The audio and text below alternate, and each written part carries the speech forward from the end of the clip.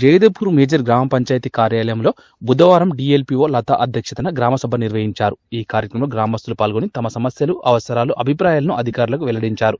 గ్రామ సభలో పలు అంశాలపై చర్చలు జరిగాయి. గ్రామంలో మౌలిక వసతుల అభివృద్ధి, రహదారి మరమ్మతులు, డ్రైనేజీ నిర్మాణం, శుభ్రత చర్యలు, తాగునీటి సరఫరా వంటి అంశాలను గ్రామస్తులు ప్రస్తావించారు. అధికారులు సమస్యలను శ్రద్ధగా విని వాటి పరిష్కారానికి చర్యలు తీసుకుంటామని హామీ ఇచ్చారు.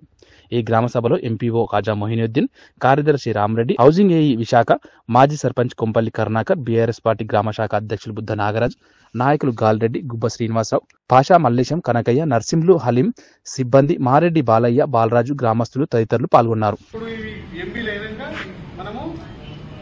పేమెంట్ చేయడం జరుగుతుంది. ₹1 ఖర్చు చేయలేదు ఈ నెల.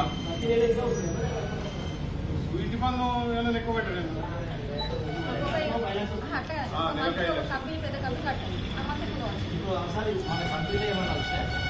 6 lakhs మన కట్టింది. 8 తారీఖు